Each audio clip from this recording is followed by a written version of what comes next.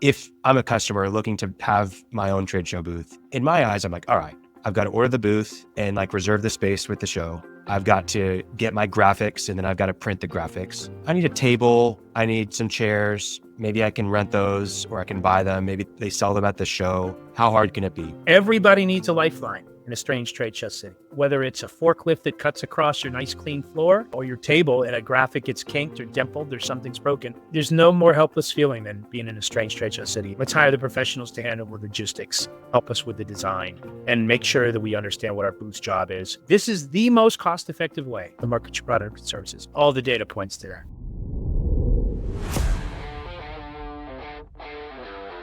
Strong companies, lasting partnerships, powerful events. Welcome to the Experience Builders Podcast. Chris, I am about to remodel my bathroom coming up soon this year, and I have the urge to be my own GC because I look at these quotes and I'm like, what? You're a handy guy, are you? Is that how you see it? I'm a frugal guy. Let me get Powell on the phone. I'd like to get her endorsement of handiness. Yeah, exactly. The reality is I don't have the time to do it, but it seems easier than I know it actually is. And I have a feeling that this is the same conversation that marketers and maybe small business owners have when it comes to their trade show booth. And so I kind of want to help me understand, if I was that marketing guy that's trying to, GC my own trade show booth at the next show, what I'm actually missing out on. And you'll probably sway me in terms of, hey, I should probably hire a GC for my bathroom as well. So yeah, let's jump right in. Okay. If I'm a customer looking to have my own trade show booth, in my eyes, I'm like, all right, I've got to order the booth and like reserve the space with the show. I've got to get my graphics and then I've got to print the graphics. I need a table. I need some chairs. Maybe I can rent those or I can buy them. Maybe they sell them at the show. How hard can it be? What am I missing out on, Chris? A lot. So, by the way, I think this is a very accurate analogy. I think, and there's several reasons. Most people, we joke around about being handy. I think most people think that they are pretty handy. I think most people think they're fairly creative, right? We all have some form of project management in our lives. I don't care if you're managing the kids, 3 kids in their after school schedules, or it's what you do at your job, or, it's how you make the family work or whatever it is. But there's, I think there is an analogy there. And by the way, rising costs, we've just lived through several years of costs going up and inflation. So everybody's trying to do more with less and stretch the budget dollars because of costs. So instincts are in the right place, Khalil.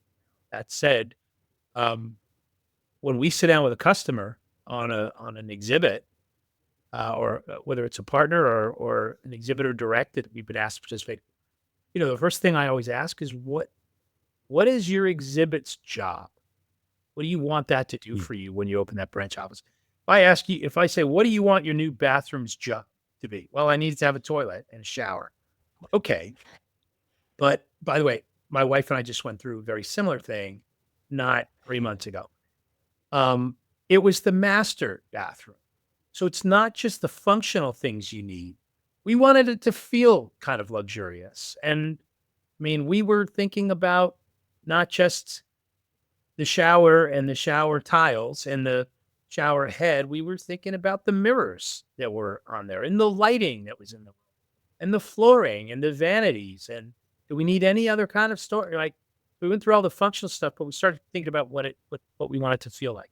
That's not unlike a trade show exhibit, exercise. But we also, and I'll tell you this, Khalil, we set a budget and we investigated what people are spending and hated to hear your average shower. And we're not doing a brand new swanky shower. We had like a 50-inch by 50-inch stand-up shower. There was a tub next to it. But they were saying that's, somewhere between $7,000 and $10,000 for the shower. Are you kidding me? So, anyway, you have to, what's realistic? So I always tell exhibitors, If you don't have a budget set, look and see what the average is. So what we have found is, it may be somewhere in around $150 a square foot for an exhibit. If you're going to rent the structure, probably buy the graphics. You need some basic furniture and maybe a couple of AV monitors or whatever.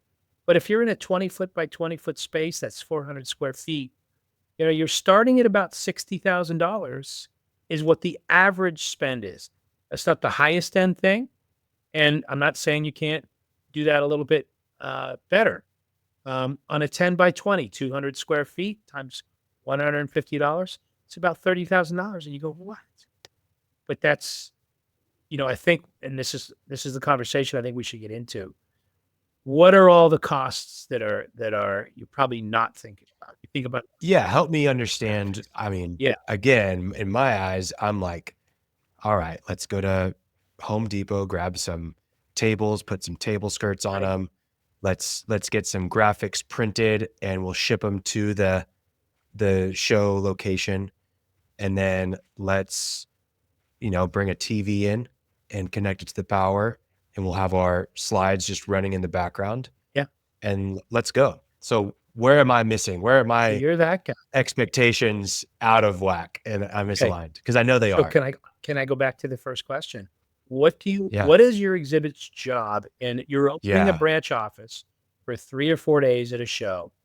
And is the job to stop people? Is the job to educate the public about something? Is the job to showcase product that you're going to do demos and demonstrate? Yeah. For us, it's to showcase product. Okay.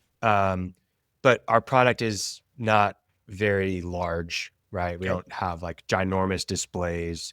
You can hold it in your hand. And we just want to have conversations with people about the product. Okay. And do you envision that product sitting on?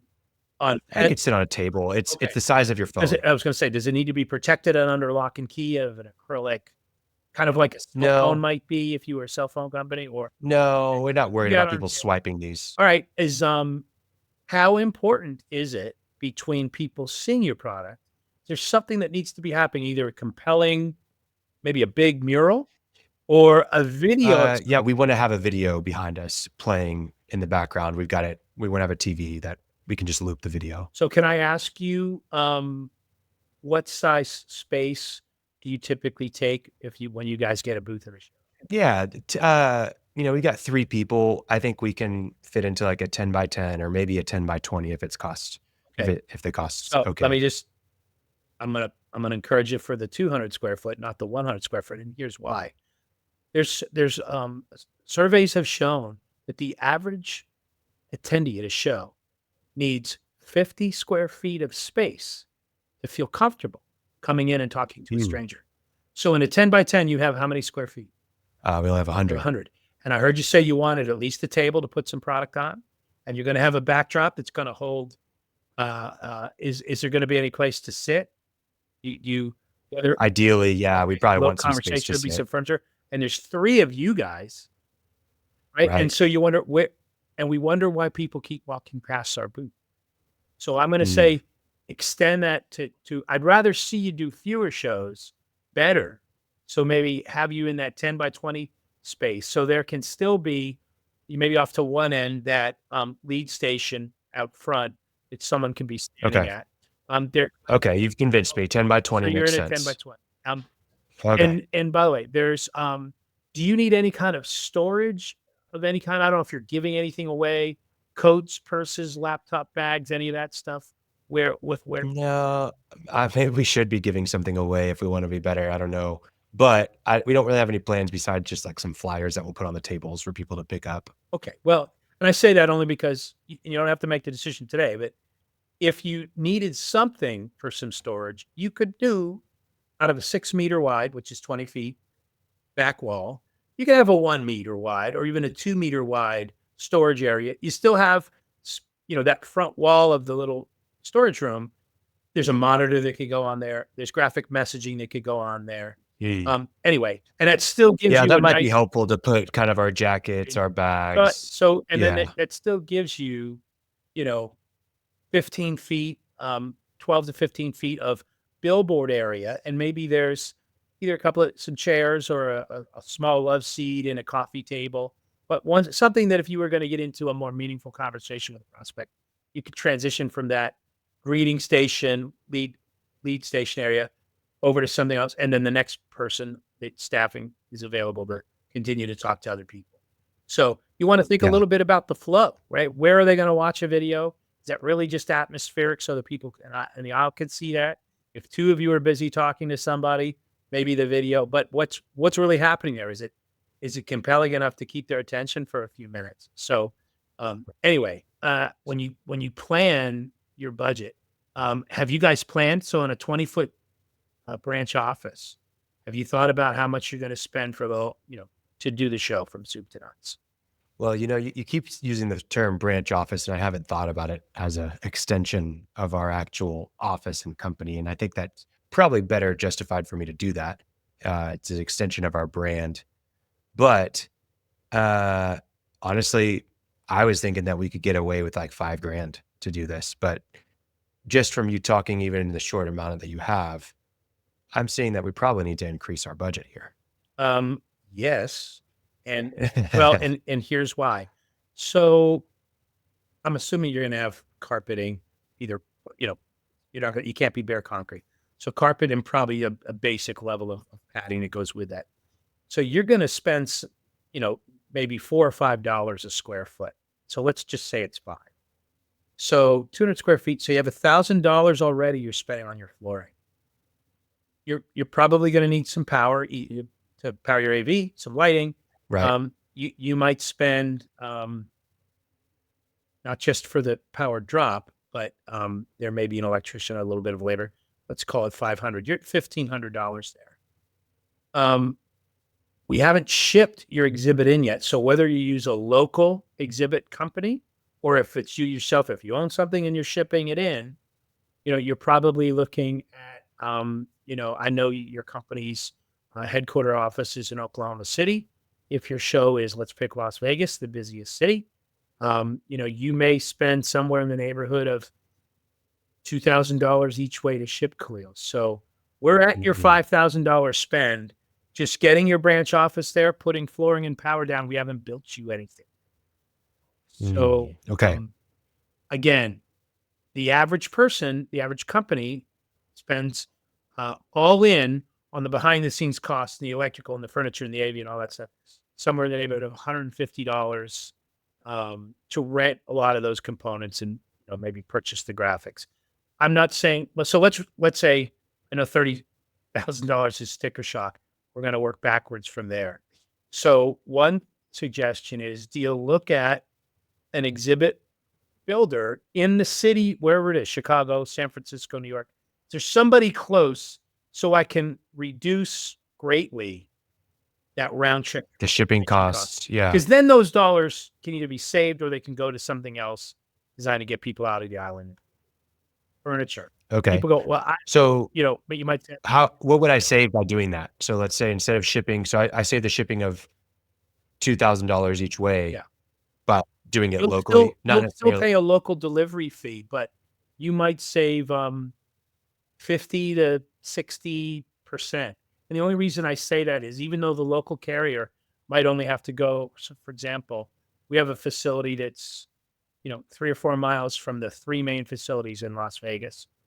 But you still have to go deliver, or they call the marshalling yard. You have to go check in and wait. So a lot of what you pay for in the trade show world is time. So it's that delivery person's time. It's not just the renting of the stuff, the thing about getting your stuff there, but you can save. What do you mean by the marshalling yard? Okay. So this is maybe I see what you did there. You just set me up for it. This is maybe the biggest thing people don't understand if you're a trade show marketer. Name a show. The one that just ended right now is going on right now is the SHOT Show, the Sports Hunting and Outdoor Trade Show in Las Vegas. There are 2,500 exhibitors. It takes up about 1 million square feet. I'm going to suggest there's probably 3,000 trucks. I'll be kind. That have to deliver everybody's stuff there over, let's say 70% of it goes to the advanced warehouse.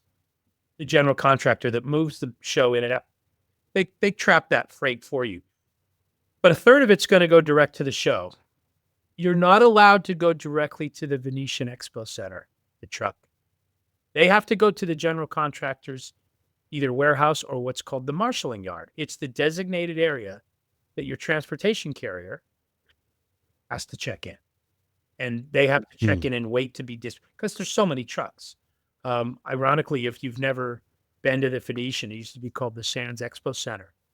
So where the trucks unload, you can only have about 4 trucks that can unload at a time there.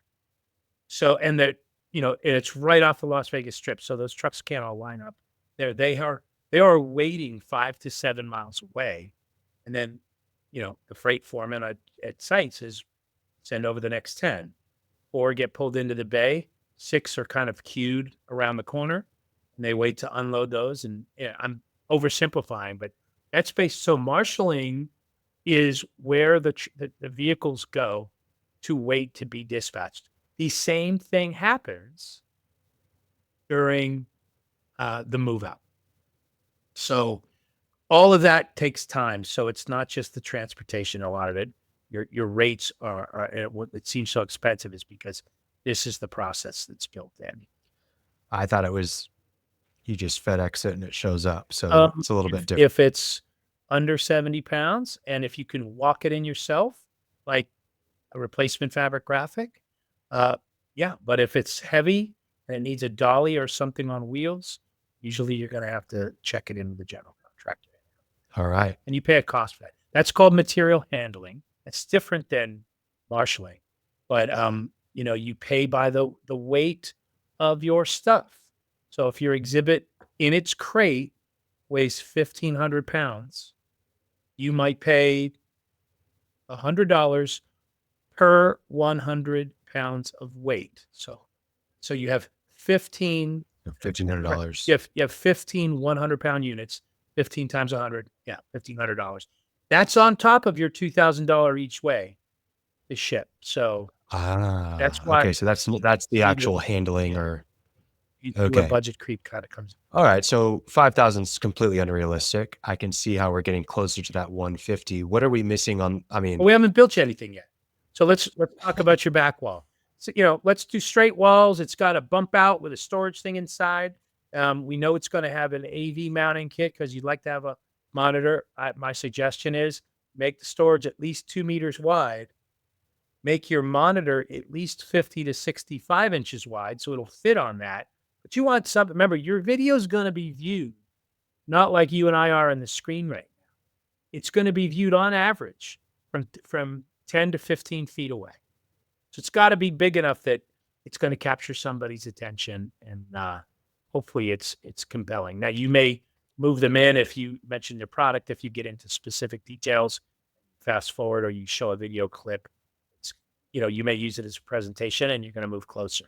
But it's going to take some structure to be able to hold that monitor. Okay. Then, unless the burden is accepted by the staff to get everybody stopped and talking, then what else can we do to slow traffic down and get them to notice you? So that's where I'm saying a lot of times, many companies are now not doing your traditional TV screen, but you're doing a built-in, literally, let's turn that wall into a giant LED monitor and do something really exciting and compelling. But let's say you're going with a TV, and maybe what you're doing is telling a story, or I think one of the things I find very effective when you're in a smaller inline booth, if I were to ask you, Khalil, give me 1 or 2 benefits of doing business with your company. How's it going to change my life if I use that product that you're there to showcase? Yeah. It's going to make you feel, not feel, it's going to make you more productive in the work that you do. So it's going to save you some time and money. Okay. And what do I get to do with that time that I'm saving? Are you telling me that I can get out and see my kids' Little League game regularly because I'm going to be able to wrap up at 4 every day? Or you, Yeah, your output's gonna be much higher, so if you're, if you wanna be producing more, it's gonna increase your capacity, but if you just need to be more efficient, then yeah, you'll have that time back to do other stuff. so I think one of the things is sometimes, remember, you have, you have 3 to 5 seconds to get their attention on a show floor, and I need to know, who you are, what Yeah, your offer is, and what's in it for me if I stop and I talk to you. So, very often I will coach a company to, "Let's have some fun, and we'll pick one benefit of doing business with your company, and just let's exaggerate that and have some fun with that visually." I'll give you an example. I'm speaking with a client right now, and, they are a Microsoft reseller. Their product is a platform that allows, like, 10, 20 different apps and softwares to play nicely on their platform. I'm learning with the term fabric in tech world has to do with your platform. And so in discussing with them, they say, well, we allow all these different brands to play well together. And I said, and we kind of stopped on that. I said, so they play well together. And so the end result was in their 20-foot branch office, there was a bump out in the middle, and there was 2 meters recessed here and 2 meters recessed on this side. And there was a mural on each one, and we chose this one had a playground with kids on the merry-go-round playing together.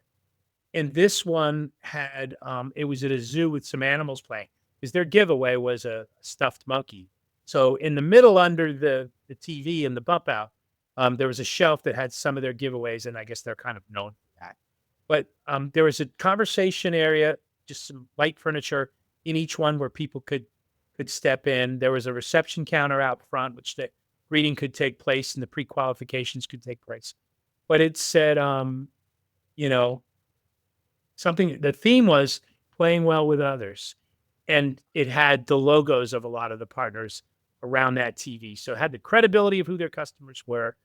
It was a fun visual to get people stuff. Why am I seeing kids on a jungle gym at a tech show? yeah, Right. But anyway, that's an example of, and then the burden is really on the staff. So, one out of that 30,000 or the 5,000, one of the questions I should ask you is how much money have you allocated to training your staff on how to get leads in this unique and unnatural? yeah. That's what I'm starting to realize is that doing it myself, not only am I putting more effort in to make this even happen and to get the booth together, but I'm putting more effort on my staff and not supporting them and being able to sell. But by going through this process, I saved myself the headache of the marshaling yard and you know, dealing with electricians and all that kind of stuff. But also I'm able to save my staff the burden of having to come up with that great one-liner to get someone to stop.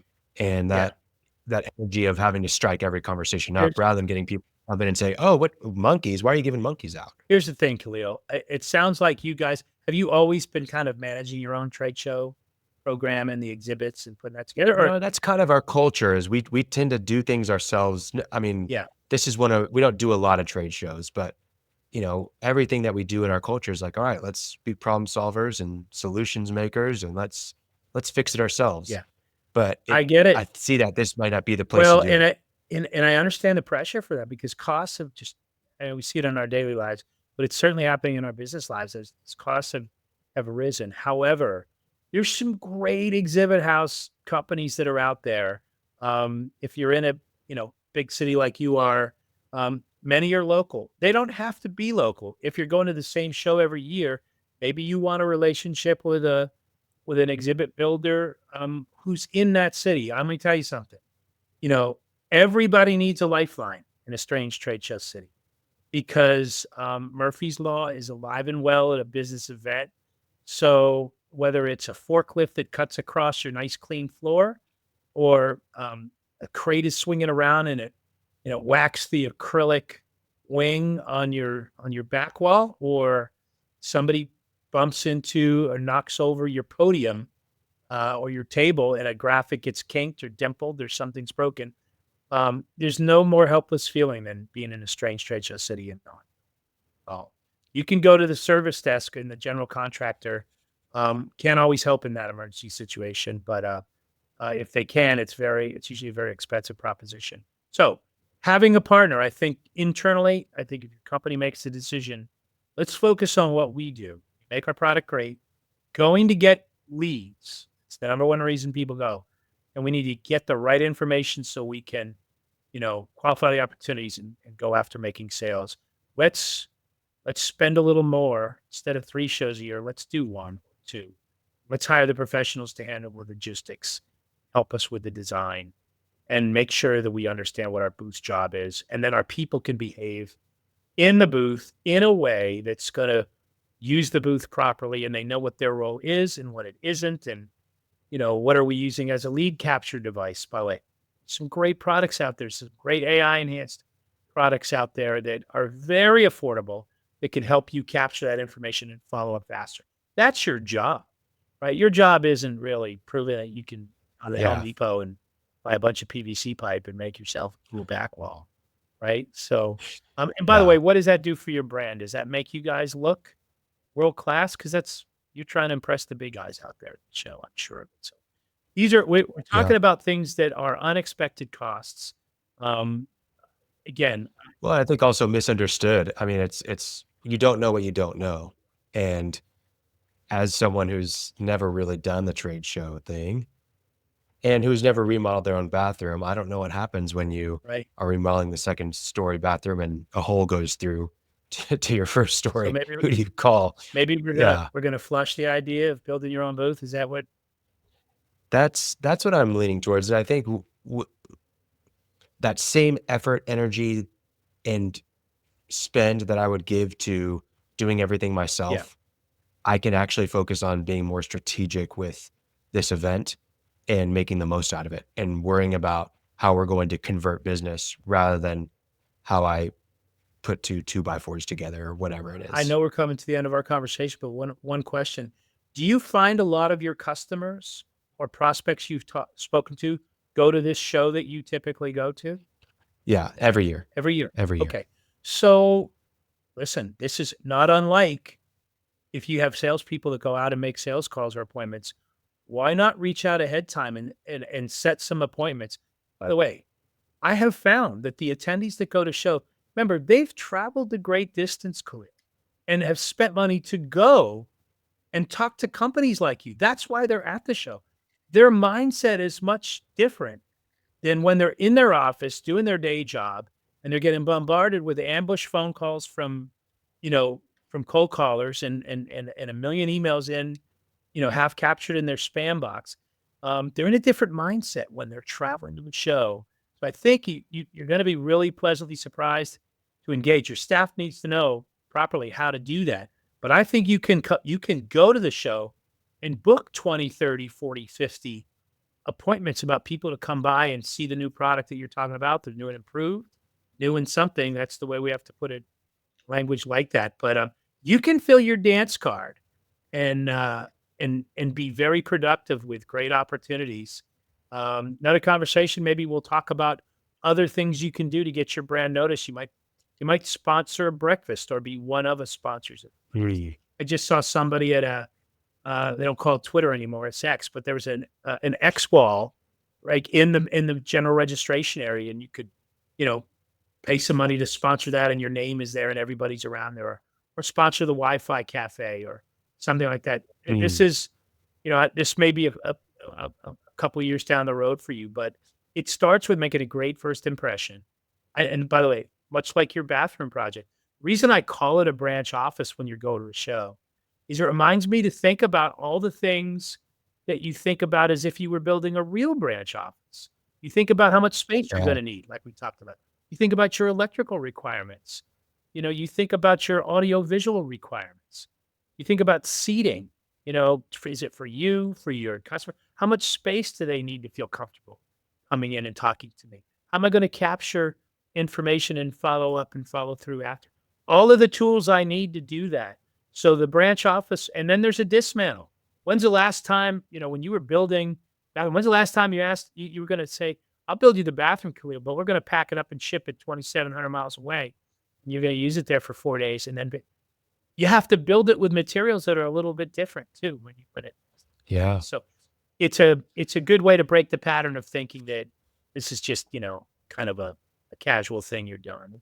It's a Yeah. I mean, it's really helped me understand that I need to spend less time thinking about how I can save costs and more time thinking about how I can maximize revenue opportunities as I go to the trade show. Well, So, I will tell you this, uh, it is when done correctly, set clear goals and objectives, choose the right show and space, set a realistic budget, you design an exhibit with purchase, you have a plan to not just get leads, but manage them, follow through. I learned that in my golf class.